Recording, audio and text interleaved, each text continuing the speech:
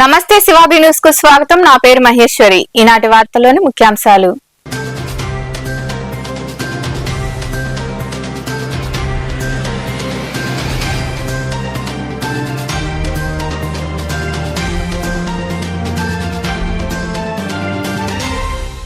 దేశంలో ఏ రాష్ట్రంలోనూ లేని విధంగా పేద ప్రజలకు సంక్షేమ పథకాలను అందించిన ఘనత వైసీపీకే దక్కుతుంది.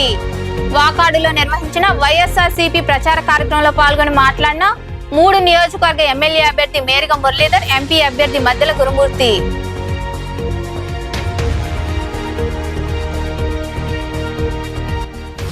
స్నేహితులతో కలిసి ఈతకు వెళ్లిన వ్యక్తి అనుమానాస్పద మృతి.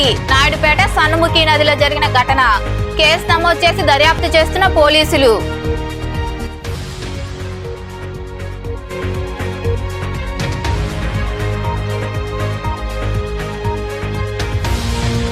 ప్రైవేటు విద్యా సంస్థల్లో పనిచేస్తున్న ఉపాధ్యాయుల సమస్యలను పరిష్కరించేందుకు కృషి చేస్తా.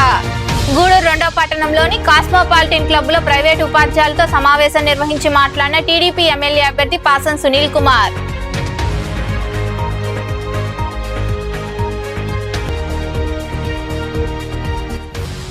కళ్యాణ వీరభద్రునికి ప్రత్యేక పూజలు. గూడూరు పట్టణంలోని శ్రీ కళ్యాణ వీరభద్రస్వామి దేవస్థానంలో దాతల సాయంతో ప్రత్యేక పూజలు, అన్నదాన కార్యక్రమం నిర్వహించిన నిర్వాహకులు. వాకాడులో సోమవారం వైఎస్ఆర్ కాంగ్రెస్ పార్టీ గూడూరు ఎమ్మెల్యే అభ్యర్థి మేరిగ మురళి, తిరుపతి ఎంపీ అభ్యర్థి డాక్టర్ మద్దెల గురుమూర్తి, తిరుపతి జిల్లా వైసీపీ అధ్యక్షులు వెంకటగిరి ఎమ్మెల్యే అభ్యర్థి నేదురుమల్లి రాంకుమార్ రెడ్డిలు రోడ్ షో నిర్వహించారు. ఈ సందర్భంగా ప్రజలు బ్రహ్మరథం పట్టారు. వాకాడు అశోక్ పిల్లర్ సెంటర్ నుంచి వాకాడు గ్రామం మీదుగా బీసీ కాలనీ గొల్లపాలెం వరకు రోడ్ షో సాగింది.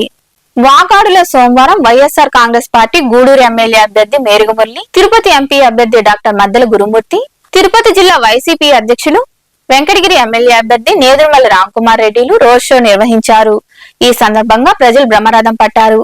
స్థానిక అశోక్ పిల్లర్ సెంటర్ నుంచి వాకాడు గ్రామం మీదుగా బీసీ కాలనీ గొల్లపాలెం వరకు రోడ్ షో సాగింది. ఈ సందర్భంగా నేదురుమల్లి రాంకుమార్ రెడ్డి మాట్లాడుతూ, దేశంలో ఏ రాష్ట్రంలో లేని విధంగా ప్రజలకు మన ముఖ్యమంత్రి వైఎస్ జగన్మోహన్ రెడ్డి సంక్షేమ పథకాలు అందిస్తున్నారన్నారు. తిరిగి మరలా జగన్మోహన్ రెడ్డిని సీఎం గా చేయాలంటే మన పార్టీ ఎమ్మెల్యే, ఎంపీ అభ్యర్థులు మేరిగ మురళి, డాక్టర్ మద్దెల గురుమూర్తిలను అత్యధిక మెజార్టీతో గెలిపించాలన్నారు.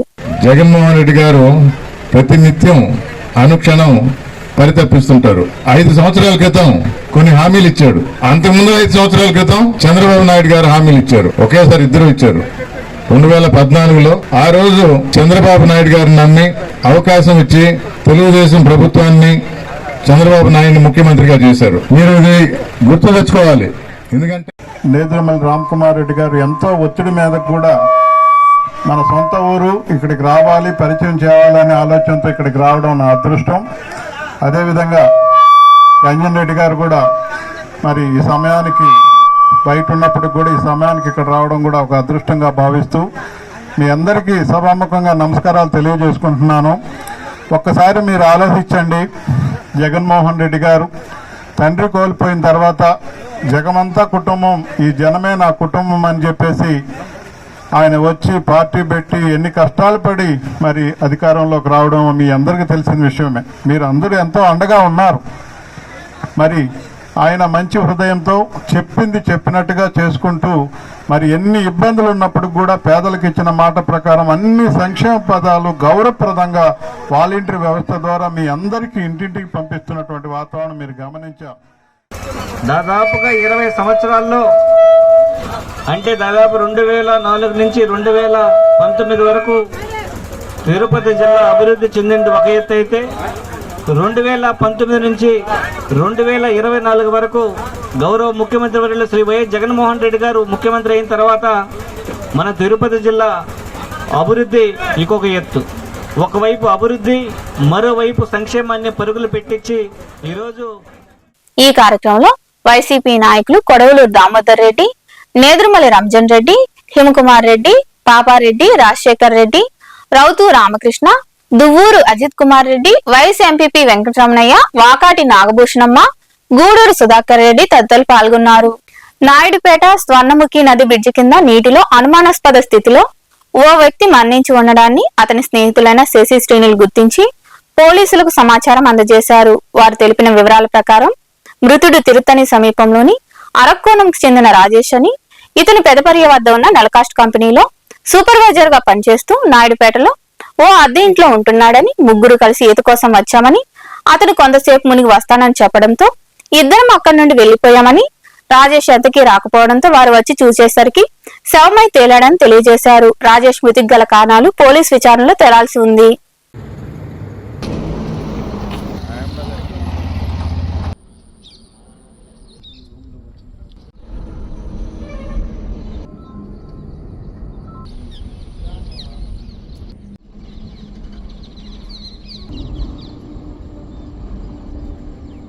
ఆ తర్వాత వస్తాను మీరు వెళ్ళండి. అప్పటికి చాలాసేపు వెళ్ళ పిలుస్తా ఉన్నాను. పిలిచాక అతను రాను మీరు వెళ్ళండి అంటే అప్పుడు నిద్ర ఇవన్నీ తీసుకొని నేను ఇంటికాడ వదిలేసి నేను మా ఇంటికి వెళ్ళాను. ఆ విధంగా జరిగినాక సాయంత్రం 4 ఆ టైంలో అతను ఫోన్ చేశాను. ఫోన్ కలవలేదు. సర్లే డ్యూటీకి వస్తాను అనుకుని నేను డ్యూటీకి వెళ్ళాను. డ్యూటీకి వెళ్ళినప్పుడు డ్యూటీ దగ్గర కూడా రాలేదు. అనుమానంతో వచ్చి బైక్ వేసుకొని డ్యూటీ ఆఫ్ పెట్టి ఇక్కడికి వచ్చి మామూలుగా అక్కడ షాప్ దగ్గర బండి ఉందా అన్నది.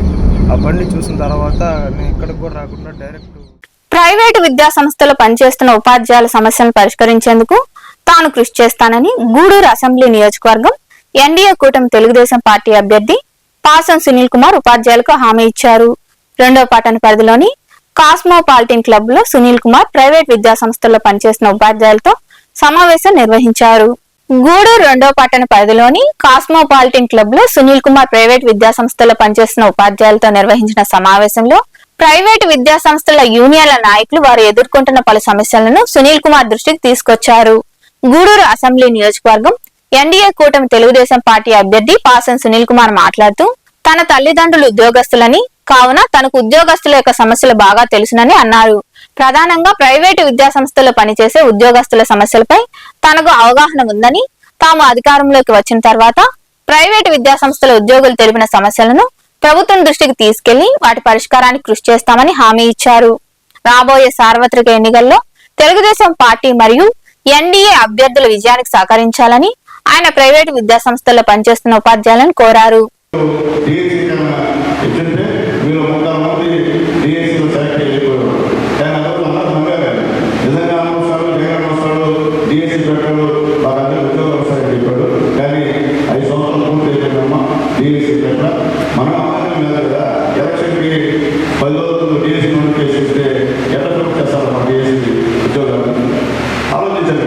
కాబట్టి మీరందరూ కూడా వయసు కూడా చాలా మంది కూడా అయిపోయారు, అంటే వయసు కూడా. కాబట్టి మేమందరూ కూడా నెట్టగా ఉంచినట్టు పరిస్థితి చదువుకున్నటువంటి మేమందరం కూడా. ఎందుకంటే మీరు అందరూ కూడా నిరుద్యోగులు, గవర్నమెంట్ అలాగే భయపీడాలు, బెదిరింపులు అన్నట్లయితే మనిషిని చంపేయడారు, చంపే కూడా కేసులు ఈ యొక్క రాష్ట్రంలో అని చెప్పి నేను తెలియజేస్తాను. ఈరోజు అందరూ సఫర్సే జగన్మోహన్ గారు కూడా. ఒకసారి అయితే దాన్ని అందరం ఓటేసాం, ఏదో చేస్తాంటే రాజశేఖర్ గారు కుమారుడు చేశాం, కానీ ఏం చేసే పరిస్థితి. సొంత చెల్లెలే ఈరోజు ఇద్దరు ఒక్క చెల్లెలు ఇద్దరు ఒకటి చెబుతున్నారు. మా చిన్నాయన చంద్రశేఖర్ గారు క్యాంపెయిన్ ఇచ్చి నువ్వు చూస్తున్నాం పేపర్, మీకు చెప్పాల్సిన అవసరం లేదు. ఖచ్చితంగా హెల్త్ కార్డు ప్రైవేట్ స్కూల్లో పనిచేసే టీచర్స్ అందరూ కూడా ఇప్పిస్తామని చెప్పి నేను తెలియజేస్తుంటాను. అందులో వాగ్దానం కదమ్మా, అంటే సునీల్ కుమార్ ఏం మాట్లాడలేకపోతుంది. ఆ విషయాల్లో సమస్య విషయంలో, పోరాట విషయంలో ఎక్కడ కూడా తగ్గే సమస్య లేదమ్మా అని మీకు తెలియజేస్తుంటారు.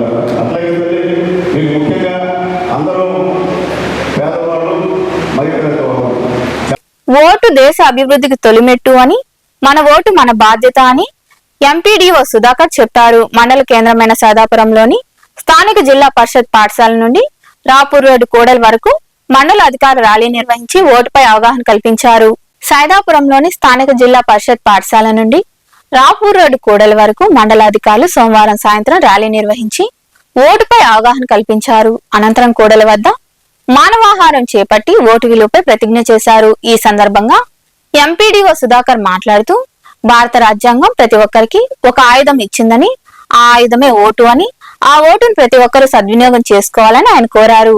మీ ఓటు అమ్మకాన్ని పెట్టకుండా నిజాయితీగా ఓటు వేయాలని ఆయన చెప్పారు. ఒక్కడికి ఒక బలమైన ఆయుధం ఇచ్చింది, అదే దాన్ని ఓటు అంటారు.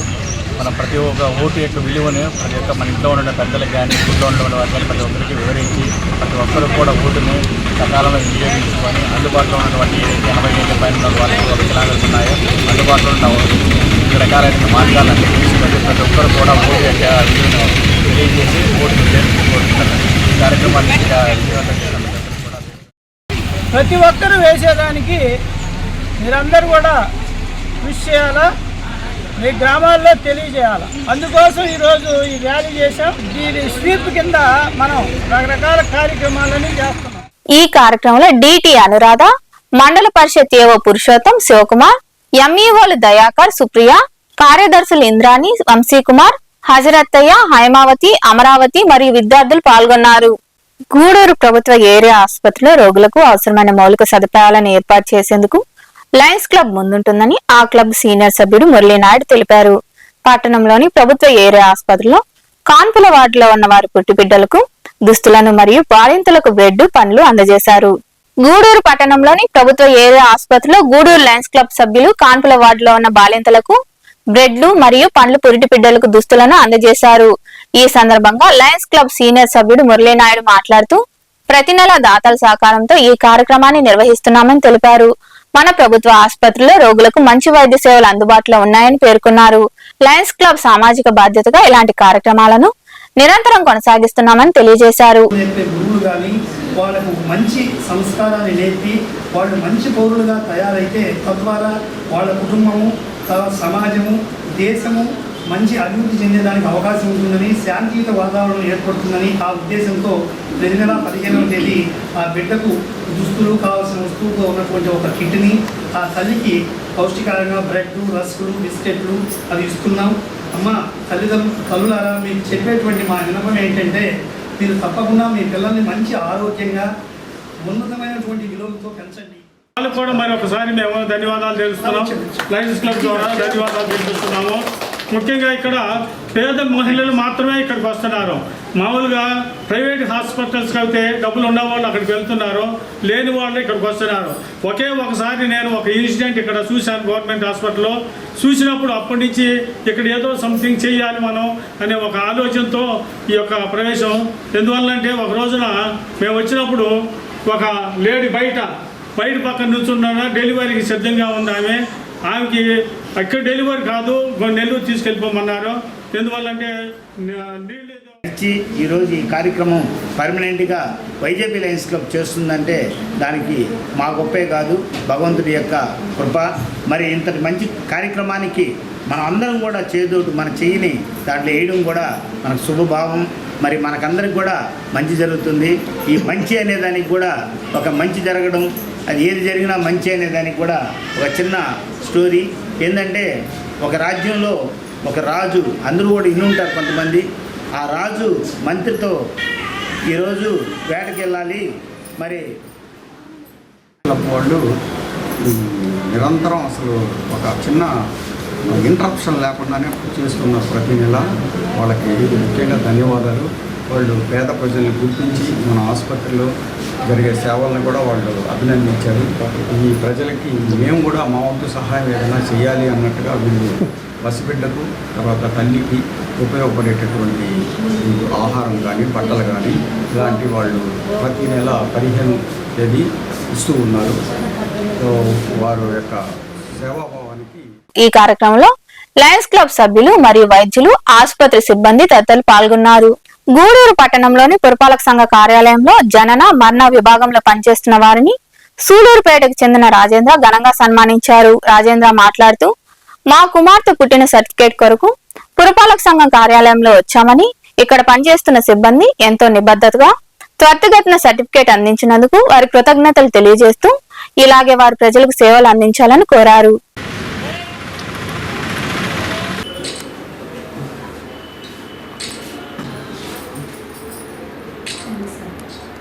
బర్త్ సర్టిఫికేట్ కోసం వచ్చాను. యాక్చువల్గా గవర్నమెంట్ ఆఫీసులు అంటే చాలా వరకు చూసుంటాను, కానీ గూడూరు మున్సిపాలిటీ ఆఫీస్కి వచ్చినప్పుడు రత్నం అక్క గారు చాలా గైడ్ చేసిన విధానం, ప్రవర్తించినటువంటి తీరు, ఇచ్చిన మర్యాద చాలా ఆశ్చర్యానికి గురి చేశాను. గవర్నమెంట్ ఆఫీసులో ఇలాగా పనిచేస్తున్నారని నేను చాలా ఆశ్చర్యానికి గురయ్యాను. I really appreciate all of the staff of this Gudur municipality office and I really appreciate commissioner గారు. ఆయన ఆధ్వర్యంలో స్టాఫ్ అంతా ఇంత మంచిగా పనిచేస్తున్నారు. వెంకటేష్ సార్ అయితే నిన్న 3 సార్లు కాల్ చేశారు నాకు, అంటే పని అయిపోయింది వచ్చి తీసుకోండి సర్టిఫికేట్ అని చెప్పి. అంటే ప్రజలకు ఇబ్బంది కలిగించకుండా, ప్రజల యొక్క సమయాన్ని వృధాపరచకుండా వారు చేస్తున్నటువంటి పనితీరును బట్టి నేను చాలా అభినందిస్తున్నాను.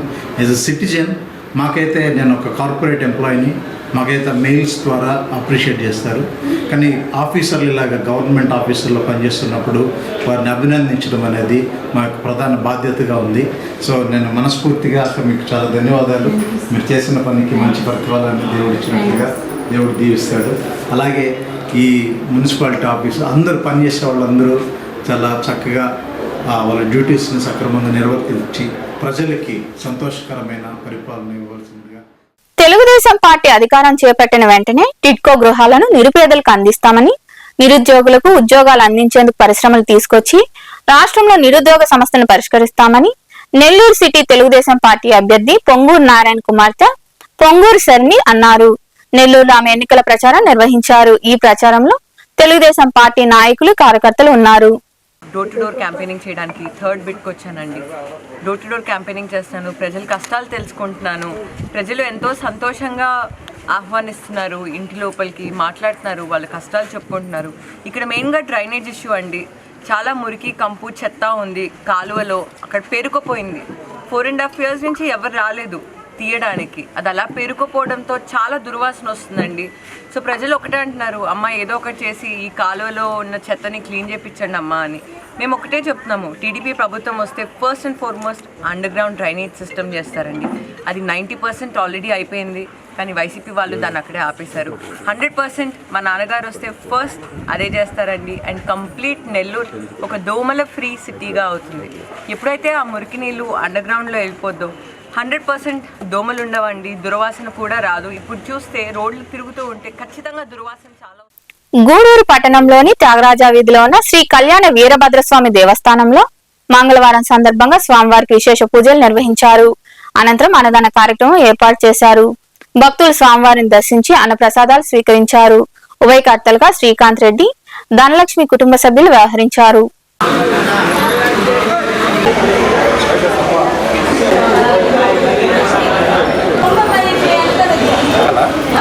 చెప్పండి.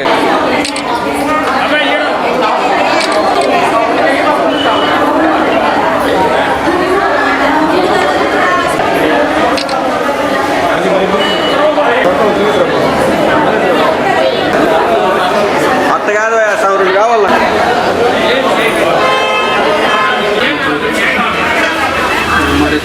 దేవస్థానం అన్నదాన సేవా సమితి గూడూరు గౌరవనీయులు శ్రీ పూనూరు శ్రీకాంత్ రెడ్డి గారు, శ్రీమతి ధనలక్ష్మి గారు, కుమార్తె చిరంజీవి సాత్విక గారు, గ్రామం వెంకన్నపాడెము, ప్రస్తుతానికి గూడూరులో ఉన్నారు. వాళ్ళ పాప తరఫున అన్నదానం చేయిస్తున్నారు కాబట్టి ఆ పాపకి ఆయురారోగ్య ఐశ్వర్యాలు, విద్య అన్నీ సక్రమంగా రావాలని. వార్తలు ముగించే ముందు ముఖ్యాంశాలు మరోసారి.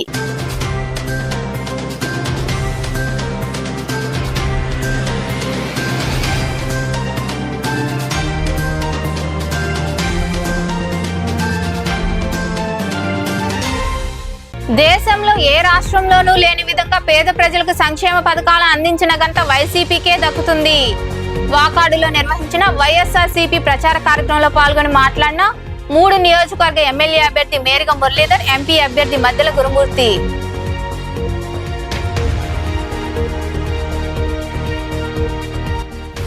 స్నేహితులతో కలిసి ఈతకు వెళ్లిన వ్యక్తి అనుమానాస్పద మృతి. నాయుడుపేట సన్నుముఖి నదిలో జరిగిన ఘటన. కేసు నమోదు చేసి దర్యాప్తు చేస్తున్న పోలీసులు.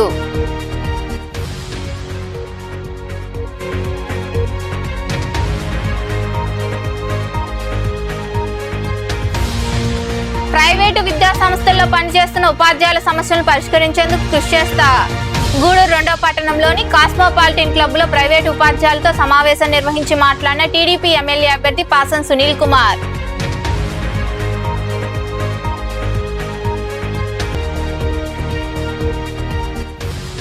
కళ్యాణ వీరభద్రునికి ప్రత్యేక పూజలు. గూడూరు పట్టణంలోని శ్రీ కళ్యాణ వీరభద్రస్వామి దేవస్థానంలో దాతల సాయంతో ప్రత్యేక పూజలు, అన్నదాన కార్యక్రమం నిర్వహించిన నిర్వాహకులు. ఈ వార్తలు ఇంతటితో సమాప్తం. తిరిగి ప్రసారమయ్యే శివాబి న్యూస్ లో మళ్ళీ కలుద్దాం. అంతవరకు సెలవు. నమస్తే.